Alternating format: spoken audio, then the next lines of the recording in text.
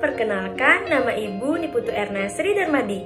Ibu merupakan pengajar di SMA Negeri 2 Kuta Selatan. Pada kesempatan kali ini, kita akan membahas tentang KD terakhir pada mata pelajaran Sosiologi kelas 10, yaitu KD 3.4 tentang metode penelitian sosial.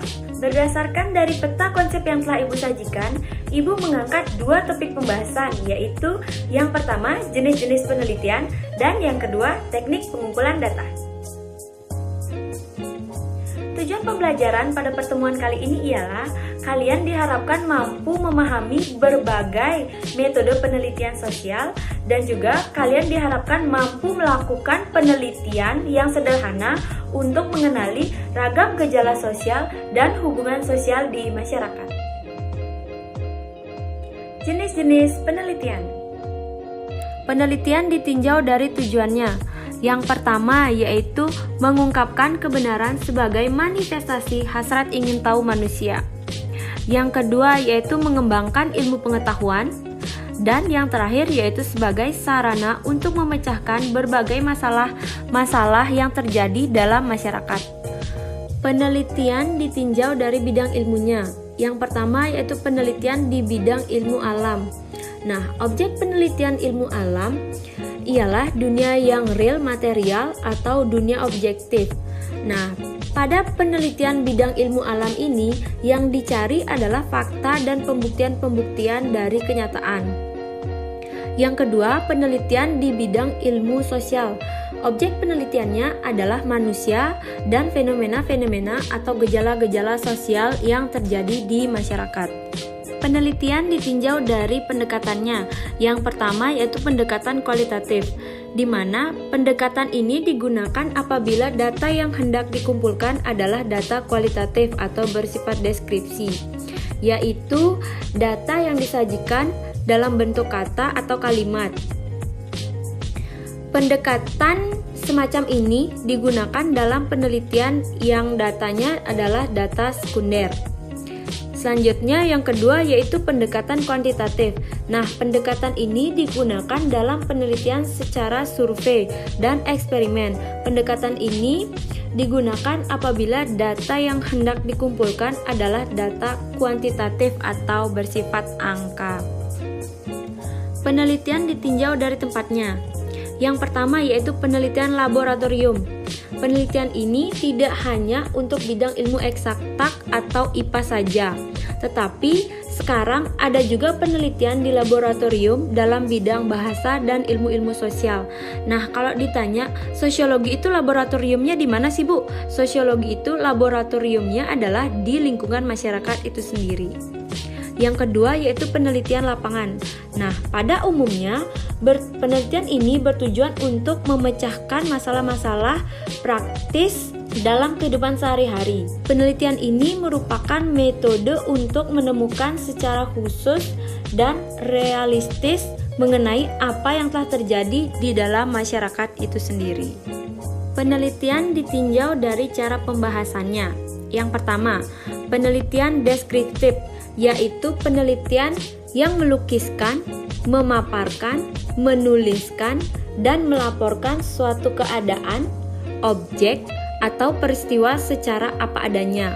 Yang kedua, penelitian inferensial, yaitu tidak hanya melukiskan peristiwa saja, tetapi juga menarik kesimpulan umum dari masalah yang diteliti.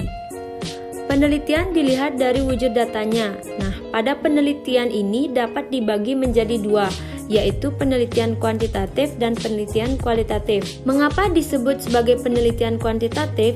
Karena jika data penelitiannya berupa angka-angka atau survei. Dan yang kedua yaitu kenapa disebut penelitian kualitatif? Jika data penelitiannya berupa pernyataan dengan kata-kata atau kalimat atau tindakan. Penelitian ditinjau dari hasil variabelnya.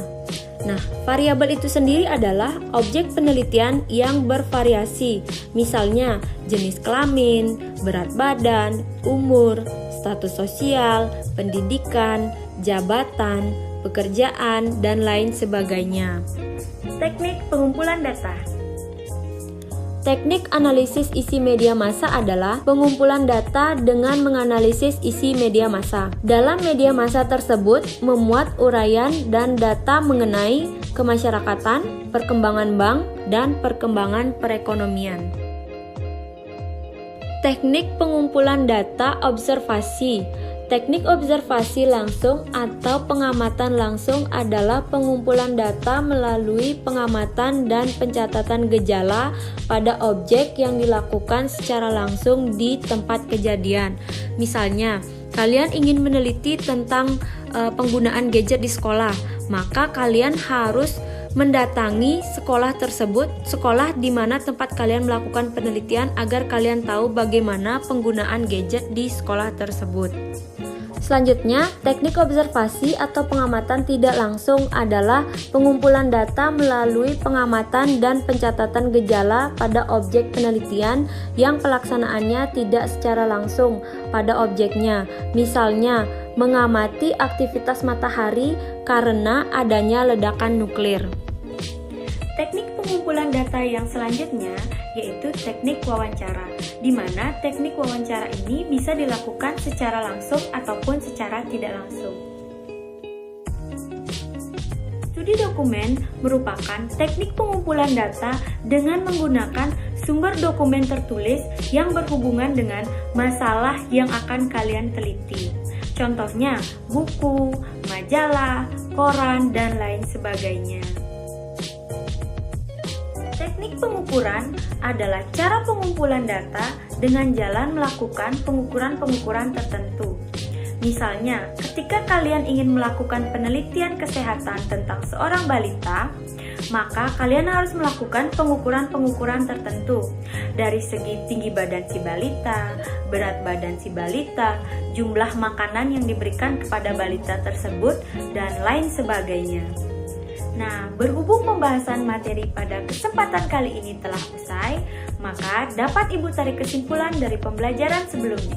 Yang pertama yaitu jenis-jenis penelitian, yang kedua yaitu teknik pengumpulan data.